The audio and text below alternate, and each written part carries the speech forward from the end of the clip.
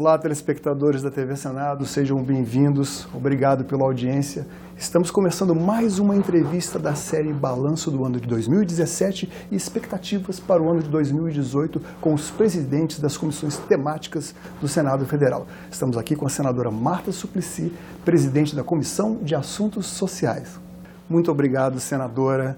Eu acredito que presidir uma comissão de assuntos sociais é quase que presidir uma comissão sobre tudo, porque envolve economia, saúde, enfim, educação, comportamento, tudo. É preciso muita sensibilidade para distinguir quais os temas para colocar em pauta nessas 65 reuniões de trabalho. Foram reuniões em que foram tomadas decisões, foram discutidos os temas, enfim, mas que a presidente foi encarregada de colocar em evidência, não?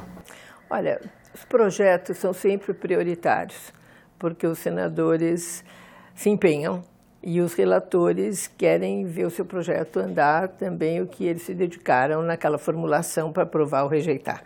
Depois nós temos os temas, que esses temas eles estão no ar, né, na comissão. Estão no ar, às vezes, por causa de algum projeto que resvala ou são necessários porque algum senador pediu uma audiência pública. E, então, eu acho que foi bem colocado. Os temas do cotidiano, os temas da saúde, principalmente, os temas que a sociedade quer ver resolvidos, eles acabam na CAS, né? Na saúde, principalmente, ali é muito importante. Eu vou subverter um pouco a ordem cronológica e vamos tratar daquilo que já no finalzinho do ano foi instalada uma subcomissão de doenças raras.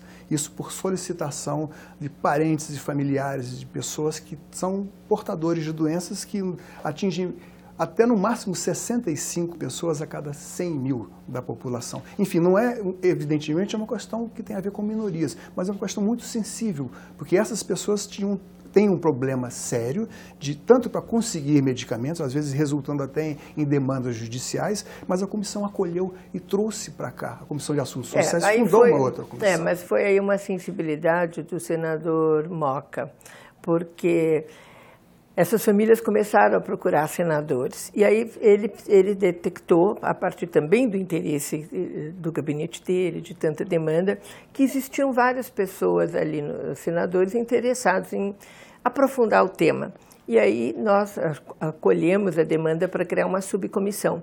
Por quê? Porque a CAS, que é a Comissão de Assuntos Sociais, ela tem que cuidar de muitos assuntos. Ela não poderia se dedicar só a esse assunto como eles estavam achando que seria necessário. Então foi criada uma subcomissão que se encontra em outros dias da semana, conversa em linha direta com a Anvisa e com o Ministério da Saúde e que está tendo muito bons resultados, porque eles estão acolhendo os problemas.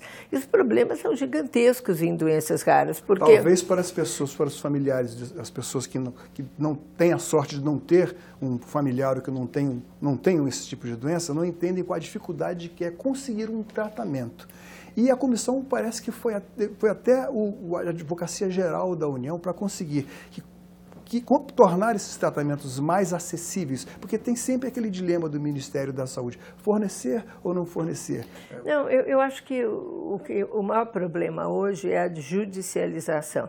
Quer dizer, a pessoa ela quer aquele remédio, o SUS não oferece, a Anvisa também não regulariza, não regulamenta. E uma das coisas que ficou interessante de perceber na discussão é que muitos desses medicamentos, os laboratórios não enviam para a Anvisa.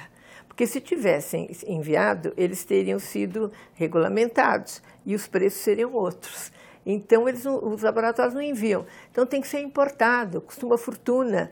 E depois a família não tem o recurso, ela entra na justiça, o Ministério é obrigado a recorrer. E isso é um problema seríssimo. Nós estamos falando da parte assim, administrativa, mas e o sofrimento e as mortes. Então, isso é muito sério. E hoje compareceram também muitas famílias e elas enviaram, elas são hoje muito organizadas, a maioria, né? e tem organizações para cada doença, pressionam, conversam. Então, eu acho que está tendo um encaminhamento. Não é que vai ser resolvido rápido, mas hoje uma das coisas importantes que foi nessa comissão, porque nós tivemos isso hoje de manhã, né? É que como é que o Ministério compra esses remédios? Ele só pode comprar um por um, acredita? Então, por exemplo, é judicializado, então ele tem o Ministério pode comprar aquele medicamento. Só que nessa bolsa desse remédio já tem várias outras pessoas que estão com o mesmo problema. O Ministério já poderia comprar um lote grande ou para alguns meses, mas isso não pode. Então, nós resolvemos hoje que a Comissão de Assuntos Sociais ela vai à PGR conversar que isso tem que ser pensado de uma forma mais pragmática para que possa o Ministério fazer uma economia, porque você compra mais, você tem um poder de barganha, e as pessoas possam ter um atendimento que não fique descontinuado também. Mas essa é uma das coisas que essa comissão faz, né? Ela consegue detectar, ela vai atrás para solucionar, os cargos da Anvisa também, quando nós tivemos aqui a presidência da Anvisa colocando as dificuldades, eles não fazem concurso há não sei quanto tempo, faltam funcionários. Nós fomos até ao ministro de Planejamento, Diogo Oliveira, conversar que precisava ter maior dificuldade nessa situação que nós vivemos hoje, mas ele agora liberou 70 cargos para a Anvisa, vai liberar o ano que vem o concurso para a Anvisa. Então, porque a gente vai lá e fala, olha, é sério, explica o porquê, é uma comissão. Ou seja, é provável que a demanda de medicamentos, de liberação de medicamentos, seja agilizada a partir dessas novas vagas lá também. Eu acho que a partir da criação da subcomissão, com a receptividade do Ministério da Saúde. Hoje, por exemplo, o ministro veio espontaneamente. Essa comissão já tinha ido a ele já tinha vindo aqui na subcomissão. Ele falou, deixa eu ir lá conversar então com todos, explicar realmente o que está acontecendo, ouvir a todos. Então, é uma coisa que ele é sensível ao tema e está tentando dar respostas, né? Senadora, duas questões que têm a ver com a sua própria personalidade, até com a sua história, né? O filósofo dizia que o ser humano é ele e as suas circunstâncias, mas falar de Marta Suplicy sem falar dos direitos das minorias, sem falar dos direitos das mulheres, enfim. Antes de abordar isso, eu queria falar sobre aquele projeto que a senhora relatou, que é um projeto do bullying, ou seja, há um projeto que a senhora relatou no plenário aqui, sobre a possibilidade, que determina a possibilidade de psicólogos e outros profissionais da área estarem presentes ao lado dos professores de ensino básico para agir na prevenção do bullying na escola. Isso eu acho muito importante, porque eu acho aí que você tem razão, vem da história de vida de cada um, né? Eu acompanho essa situação desde prefeita de São Paulo, dentro de escola, bullying, essas coisas que você pode fazer, não pode.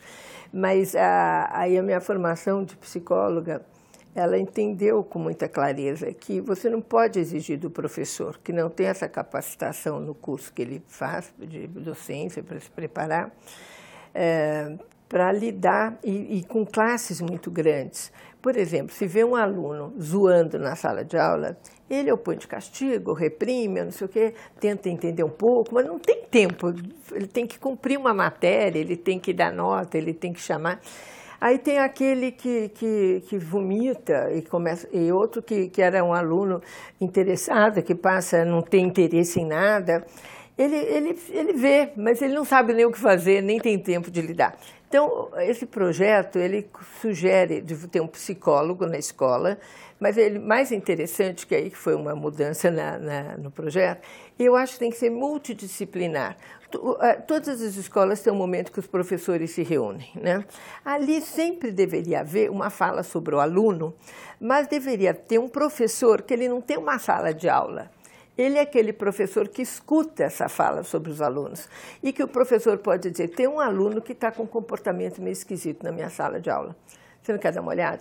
Ele vai, ele senta, ele ouve, ele analisa, vai na outra sala com esse mesmo aluno, vê o comportamento dele no recreio e depois ele pode realmente se aproximar do aluno, conversar, se for o caso, fazer uma visita domiciliar, acompanhar aquilo, porque também tem casos de abuso sexual que você pode detectar na escola pela mudança de comportamento.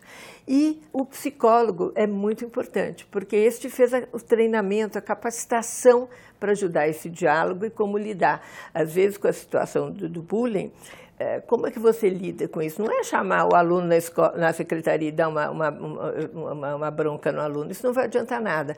Agora, dessa audiência pública que a gente fez, o que mais me interessou foi uma frasezinha que é assim: a escola ela tem que ter um ambiente emocionalmente seguro. É isso. E isso como é que você traduz?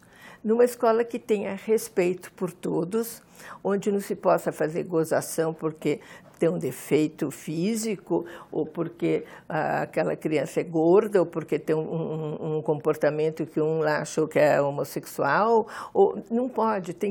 O que é o importante? É entender que todos têm que ser respeitados, a diversidade na escola e a proteção, a criança entender que a escola protege, a escola não expõe. Numa das audiências públicas da comissão, que eu tive o privilégio de assistir, eu ouvi um depoimento de uma procuradora de São Paulo dizendo exatamente o seguinte: a mulher... Maria Gabriela Mansur deve ter sido. Foi muito interessante. A mulher, ela é o ambiente seguro. A mulher não tem ambiente seguro, nem em casa, nem no ambiente de trabalho. Vamos falar agora de assédio moral e assédio sexual. A comissão focou com muita propriedade nesses dois temas aí, durante todo o ano. Olha, esses temas são mais da cabeça do presidente mesmo, que acho importante, porque não tinha nenhum projeto sobre isso. Mas a sociedade está discutindo isso, gente. E nós temos que entender melhor. Como se dizia antigamente, a caixa de ressonância. A Comissão de Assuntos Sociais é aquele alto-falante, dizer: ei, vejam aqui, o problema está acontecendo. E que encaminhamentos a partir de audiências públicas nós podemos fazer? Porque o que nós somos? Legisladores, não somos polícia, nós somos legisladores. Quais as brechas que nós temos na lei que podem diminuir essa questão do assédio? É importante estar discutindo isso. Nós tivemos esses casos em ônibus, em metrô, de homens assediando mulheres, coisas muito... Em aviões, né? Também, avião, né? Até, em tudo, né? E aí, o primeiro que aconteceu, acho, na Avenida Paulista, na Brigadeiro, não sei, em São Paulo, o delegado soltou, o juiz depois soltou. Por quê? Porque ele teria sido condenado como estupro, que são anos de prisão muito diferente do que um molestamento, que tem que ser punido, mas daí dependendo até ser preso, mas não é um estupro, é uma diferença. Mas quando mudou a lei, e a lei do estupro, não se fez essa diferenciação. Então, o que aconteceu? As pessoas aprontam isso nos ônibus e são soltas. E não é culpa do juiz que ele está solto, porque a lei... ele segue a lei não prevê ainda. Não previa. Então, isso propiciou que nós fizéssemos agora um projeto de lei sobre molestamento. Eu fiz logo em seguida, o senador Humberto Costa fez também logo em seguida, vai tramitar aí. Mas essas situações que estão nos jornais, e aí quando está muito no jornal e é algo que nós temos que aprofundar a discussão, a Comissão de Assuntos Sociais pode chamar-se e colocar em discussão, e aí ver que encaminhamentos dá. Mas eu acho também que é bom, porque a maioria dos senadores são homens, né? Então é muito importante também que a gente... Se sente ameaçados? Não, que eles escutem um pouco essas questões que não são tão discutidas, né? Porque a gente discute doenças raras. Bom, aí doenças raras está senador. Você vai discutir esses temas, provocam menos interesse, né, às vezes. Então, esses temas é importante que a gente discuta, é importante que a gente faça projetos de lei que assistam essas questões, né, de minorias. Puxando assim para um tema bem mais ameno, do bem, completamente do bem, a senhora relatou no plenário um projeto sobre a adoção, que facilita, inclusive, a adoção de crianças com deficiência. Isso representa um avanço extraordinário no Estatuto da Criança e do Adolescente. Vai mudar da água para o vinho, porque a prioridade vai ser para quem se propuser adotar irmãos, né? Para quem tiver interesse em crianças com algum problema, pode ser doença crônica, qualquer tipo de problema, e vai demorar menos o tempo de adoção, e vai ter uma coisa boa que chama compartilhamento, que é quando alguém, depois que passa uma série de testes, né, se propõe a acompanhar uma criança, mas não é adotar, ele vai acompanhar. Por exemplo, nós temos uma infelicidade que são crianças um pouco mais velhas, né, velhas, eu estou dizendo 10, 12, 13 anos, 14, 15 às vezes mais velhas, que não conseguiram ser adotadas, então elas vai ficando cada vez mais difícil. Mas se tiver esse compartilhamento, né, essa criança tem possibilidade não só de sair da instituição para passear, ter ir numa família, ter outra vivência, mas também até de ser apadrinhado, chamar apadrinhamento, acho que é o nome correto. A pessoa pode resolver financiar os estudos dela, ou qualquer outra coisa do gênero. Abre uma perspectiva nova. Que não é necessariamente de adoção, mas é uma possibilidade de aumento de visão de mundo, né, que é muito importante para quem está ali. Agora, foram muitas coisas boas, desburocratizou muito o processo. Então, milhares de famílias que estão na fila, que não conseguem, vão ter essa chance. Senadora, é preciso deixar claro qual foi o papel da Comissão de Assuntos Sociais na discussão da reforma trabalhista, né, que não iria tramitar pela Comissão de Assuntos Sociais, mas eu queria que a senhora falasse um pouco, não temos muito tempo, mas do que foi a sua participação e da Comissão nas negociações da reforma trabalhista. Olha, a gente percebeu com bastante antecedência que nós tínhamos que começar a discutir o assunto no Senado, porque estava óbvio que ele vinha para cá e que nós íamos ter menos tempo do que eu desejava. Então, a comissão se antecipou, nós fizemos 2 audiências públicas com muita gente, muita participação intensa, e depois nós fizemos uma junto com a Comissão de Assuntos Econômicos também, que também aí entrou também. E depois nós propusemos acho que foram 2 no plenário, com a Comissão de Justiça também entrando na convocação. E aí foi muito amplo, porque aí era no plenário, todos senadores, foi bom. E aí ninguém aqui gostou muito de a gente não poder mexer à vontade, mandar de volta, né? Então foi um trabalho depois de alguns senadores tentar já sugerir uma emenda provisória que restituiu aquilo que seria algum exagero. Mais ou menos isso. E demorou um pouco para sair, mas depois a medida provisória saiu e acho que a gente vai melhorar várias coisas que precisavam ser melhoradas. Mas o mais importante é ter a clareza. Foi dado um passo fundamental para o deslanche da economia no século XXI. Agora, tem algumas coisas que precisam ser mexidas ainda? Tem. Agora, isso é a lei, são os ajustes que vão fruto acontecendo. De muita negociação. Alguns nem são de negociação, são de percepção de como está rolando na realidade. Né? A gente não precisa nem dizer que na expectativa do que vai ocorrer em 2018, a Comissão de Assuntos Sociais vai ter à sua frente alguém na defesa dos direitos LGBTs, dos direitos da mulher. Mas, além dessas expectativas, que podemos prever para o ano de 2018? Saúde, saúde, saúde. Porque esse tema é um tema recorrente. E nós estamos evoluindo nisso. Por exemplo, agora nós aprovamos vários projetos de lei referente a câncer, né? Ou também da simetrização de mamas para as mulheres que são operadas e que depois não conseguiam ter mamas iguais porque não faziam. A cirurgia plástica que tem a ver com... Não, é porque a sistematização é igual. Você opera uma, mas a outra que não ficou igual, ela tem que ser igualada. Porque se você põe só reconstrução, reconstrói-se a mama que estava doente, mas a outra não fica igual. Isso não é mera cirurgia plástica, isso tem a ver com toda... É um desastre para aquela mulher. O amor próprio da pessoa. Pois é, mas não estava explícito. Então, agora é a simetrização. Se é uma mama só, a outra tem que ser operada, se necessário, para ficar igualzinha. E isso, não só no SUS, mas que foi uma grande conquista, foi que o seguro privado também é obrigado a fazer. Senadora, muito obrigado mais uma vez, gentileza sua de nos receber aqui no seu gabinete. E obrigado a você também, telespectador da TV Senado. Durante os meses de dezembro e janeiro, você acompanha aqui a retrospectiva do ano de 2017 e as expectativas para 2018 com os presidentes das comissões temáticas. Obrigado a todos, um abraço e até a próxima.